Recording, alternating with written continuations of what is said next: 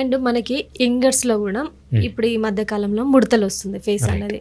ఆ ముడతలు అనేది ఎందుకు వస్తుంది సార్? అది ఎలా తగ్గించుకోవచ్చు అంటారు? రైట్. ముడతలు మనకి ఎందుకు వస్తాయంటే, చిన్నపిల్లల్లో ముడతలు ఎందుకు ఉండవు, పెద్ద అయ్యే కొద్దీ ఎందుకు ముడతలు వస్తాయంటే, మన ఇది ఒక స్కిన్ పెద్ద డౌట్ సార్ మాకు. కొల్లాజన్ అని ఒక సబ్స్టెన్స్ ఉంటుందన్నమాట. ఈ కొల్లాజన్ ఏమవుతుందంటే ఏజ్ పెరిగే కొద్దీ ఈ కొల్లాజన్ అనేది ఫ్రాక్చర్ దాన్ని ఏమంటామంటే కొల్లాజన్ ఫ్రాక్చర్ అంటాం అనమాట. కొల్లాజన్ అనేది స్కిన్లో తగ్గిపోతూ వస్తుంది. ఈ తగ్గిపోతూ రావడం వల్లనే ఆ స్కిన్కి ఎలాస్టిసిటీ పోయి ముడతలు వస్తాయన్నమాట. సో దీనికి మనము 2 రకాల పనులు చేయొచ్చు. ఒకటి, మనకు కొల్లాజన్ సప్లిమెంట్ అనేది దొరుకుతుంది, రైట్. కొల్లాజన్ సప్లిమెంట్ మీ అమెజాన్లో కూడా దొరుకుతుంది అనమాట. అది రెగ్యులర్గా వాడని నేను కూడా వాడతాను కొల్లాజన్. దాంతోపాటు మనకు బీటా కెరోటిన్ ఆయింట్మెంట్ లేకపోతే జెల్ ఫామ్లో దొరుకుతుంది అనమాట. సో ఇవన్నీ ఏం చేయాలంటే, ఈ బీటా కెరోటిన్ అనేది ఇంటర్నల్గా తీసుకుంటే అంతగా యూజ్ లేదు, అప్లై చేయాలన్నమాట. అప్లై చేసేది కూడా కంటిన్యూస్గా యూజ్ చేయకూడదు. 1 మంత్ యూజ్ చేయాలి, 2 మంత్ వదిలిపెట్టేయాలి, మళ్ళీ 1 మంత్ యూజ్ చేయాలి, 2 మంత్స్ వదిలిపెట్టేయాలి. ఇది ఎక్స్టర్నల్గా మనం తీసుకునే ఇవి.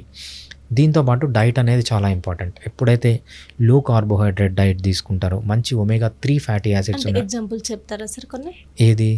Omega 6 fatty acids. కార్బోహైడ్రేట్ తగ్గియాలి డైట్లో. కార్బోహైడ్రేట్ ఎక్కువ ఉంటే ఏమవుతుందంటే ఫాస్ట్గా ఏజ్ అయిపోతుంది. గ్లైకాసిలేషన్ అంటాం అనమాట. మన ఏజ్ని ఫాస్ట్గా కావాలంటే, అంటే ఫాస్ట్గా ముసలోళ్ళు అయిపోవాలంటే ఏం లేదు, ఎక్కువ కార్బోహైడ్రేట్ తింటే ముసలోళ్ళు అయిపోతారు. ఎంత తక్కువ తింటే ఏజ్ అనేది అంత స్లోగా వెళ్తుంది, ఏజ్ కూడా రివర్స్ అవుతుంది అనమాట. ఇప్పుడు మన మహేష్ బాబు లేకపోతే హీరోయిన్లు ఎందుకు ఉంటారు, వాళ్ళు తక్కువ అసలు కార్బోహైడ్రేటే తినరు, అందుకు అంత యంగ్గా కనిపిస్తారు వాళ్ళు.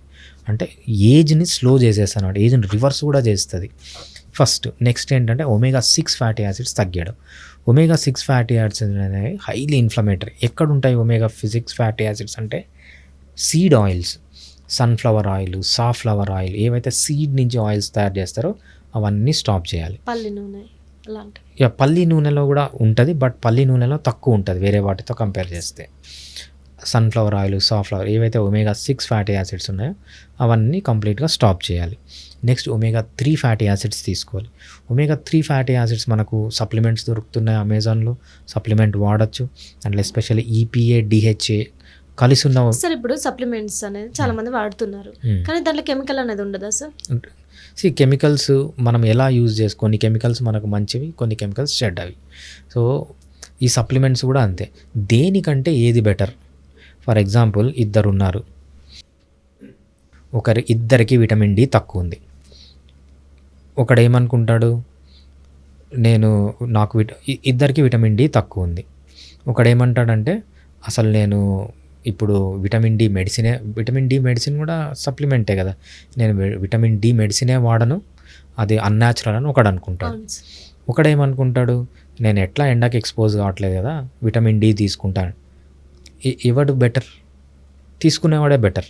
ఇంకోటి ఏమనుకుంటాడు, నేను విటమిన్ డి సప్లిమెంట్ తీసుకోను ఎందుకంటే అది మంచిది కాదు, నేను ఎండకి ఎక్స్పోజ్ అవుతా అంటాడు. వీళ్ళిద్దరిలో ఎవరు బెటర్? ఎండకి ఎక్స్పోజ్ అయ్యేవాడే బెటర్. సో మనం కంపేర్ చేసేటప్పుడు దేనికంటే ఏది బెటర్ అని కంపేర్ చేయాలి తప్పితే అలా ఉంటుంది. ఏదన్నా కంపారిటివ్గానే మనం చూడాలి. Okay sir. ఈ కెమికల్స్లో కూడా అంతే. సో చాలామంది చెప్తారు, నాకు బీపీ ఉంది, మెడిసిన్ వాడితే చెడ్డది, నేను మెడిసిన్ వాడను అంటారు. వాడికి 120, 150, 180 బీపీ ఉంటుంది, హార్ట్ అటాక్ వచ్చి ఫాస్ట్గా చనిపోతాడు.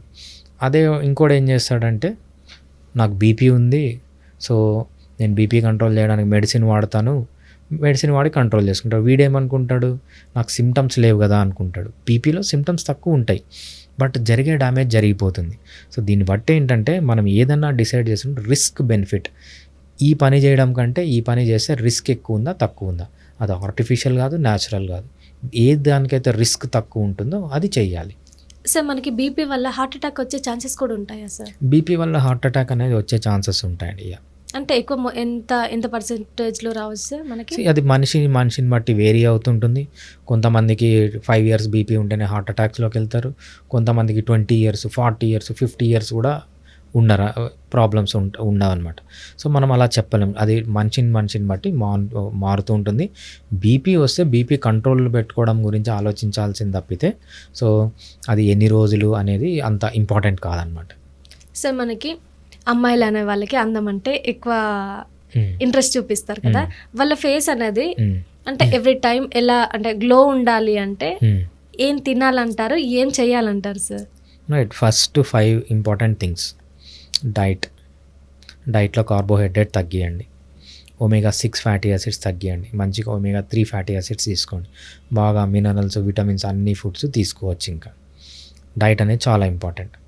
నెక్స్ట్ వచ్చి నిద్ర, పర్ డే 7 to 9 అవర్స్ నిద్రపోవాలి. Both quality of the sleep, quantity of the sleep అనేది ఇంపార్టెంట్.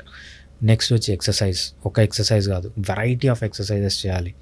మనకు డిఫరెంట్ టైప్స్ ఆఫ్ ఎక్సర్సైజెస్ ఉన్నాయి. Skill exercises, power and exercises, strength exercises, hypertrophy exercises, local endurance exercises, mid duration, short duration, long duration, different varieties of exercises చేస్తూ ఉండాలి. లైఫ్లో ఏదన్నా stress ఉంటే దానికి దూరంగా ఉండాలి. ఇంకోటి ఏంటంటే అలవాట్లు, ఆల్కహాల్ కానీ స్మోకింగ్ కానీ వాటికంతా దూరంగా ఉంటే ఇది ఫస్ట్ చేయాలి దేనికన్నా కూడా. దీంతోపాటు విమెన్కి నేను చెప్పిన సప్లిమెంట్స్, ఫస్ట్ బాగా కొల్లాజన్ యూజ్ చేయండి, బీటా కెరటిన్ యూజ్ చేయండి ఎక్స్టర్నల్ సప్లిమెంట్ లాగా. సో విటమిన్ D3, K2 వాడచ్చు. ఇవన్నీ చేస్తే ఏంటంటే గ్లో అనేది న్యాచురల్గానే పెరుగుతుంది. సార్ మనకి ఇంటర్నల్గా గ్లో అంటే ఇంటర్నల్గా తీసుకుంటే గ్లో వస్తుందని చెప్పారు, అండ్ ఎక్స్టర్నల్గా కూడా ఏమైనా అప్లై చేస్తే గ్లో ఉంటుందా సార్? నేను ఎప్పుడు ఎక్స్టర్నల్ అప్లికేషన్ అసలు ఎంకరేజ్ చేయనండి. రీజన్ ఏంటి అంటే మన స్కిన్లో ఏది మీరు వాడినా, ఏ కెమికల్ వాడినా అది బ్లడ్లోకి వెళ్తుంది. న్యాచురల్లీ కూడా ఉంటాయి కదా సార్, ఫ్రూట్స్ కానీ లైక్ ఉంటాయి కదా సార్. ఇప్పుడు మనకి ఏమంటారు, ఆరెంజ్ తీసుకొని దాని పొట్టు ఒలిచేసి ఎండబెట్టి దాన్ని పొడి చేసుకొని అప్లై చేసుకోవాలని కొంతమంది అంటారు. అలాగే కొంతమంది బనానా కూడా అప్లై చేయొచ్చు అని చెప్పేసి అంటారు కదా సార్. అవి మనకి స్కిన్కి యూజ్ అవుతుందా సార్? ఇవన్నీ చెప్పేది ఎవరు? Social influencers. వాళ్ళు డాక్టర్సా? కాదు సార్. వాళ్ళకి అనాటమీ తెలుసా, ఫిజియాలజీ తెలుసా, బేసిక్స్ తెలుసా? తెలియదు. వాళ్ళు నోటికి వచ్చింది వాగుతూ ఉంటారు. ఏదో ఒక ఆర్టికల్ చూస్తారు, ఎక్కడో చూస్తారు. ఎవరన్నా సైంటిస్ట్ చెప్పారా మీకు? ప్రపంచంలో స్కిన్ పైన రీసెర్చ్ చేసే సైంటిస్టులు చాలామంది ఉన్నారు. ఓకే, ఏ సైంటిస్ట్ అన్నా చెప్పారా? సైంటిస్టులు చెప్పే మాట వినాలి తప్పితే సోషల్ ఇన్ఫ్లుయెన్సర్స్ మాట వింటే ఇలానే ఉంటుంది. మనకు ఏదైనా ఒక టాపిక్ని మీరు ఇంటర్నెట్లో కొడితే 100లో 99 రాంగే ఉంటాయి. ఇవంతా ప్రొడ్యూస్ చేసేది ఎవరు? ఈ పని లేని సోషల్ ఇన్ఫ్లుయెన్సర్స్, లేకపోతే అక్కడొక ఆర్టికల్ ఇక్కడొక ఆర్టికల్. వీళ్ళని కాదు ఫాలో కావాల్సింది. స్కిన్ గురించి తెలుసుకోవాలంటే just who is the top scientist on skin management అనుకుంటే వస్తుంది. వాళ్ళ బుక్స్ ఉన్నాయి, వాళ్ళ బ్లాగ్స్ ఉన్నాయి, వాళ్ళవి గూగుల్ స్కాలర్స్లో ఆర్టికల్స్ దొరుకుతాయి. అవి చూసి ఫాలో కావాలి అంతే తప్పితే సోషల్ ఇన్ఫ్లుయెన్స్ ఎవడేది చెప్తే. సో తాతలు ఎక్కువైపోయినారు మనకు, ఏది యూట్యూబ్లో తాతలు ఎక్కువైపోయినారు, ఏదో పడితే అది మాట్లాడుతుంటారు. మళ్ళీ బాబాలు ఎక్కువైపోయినారు. బాబాల్ని, తాతల్ని, సోషల్ ఇన్ఫ్లుయెన్సర్ని ఎప్పుడైతే ఫాలో కావడం, వాళ్ళు చెప్పింది వినడం మానేస్తారో ప్రపంచంలో చాలామంది హెల్దీగా మారుతారు. Thank you so much. Thanks అండి.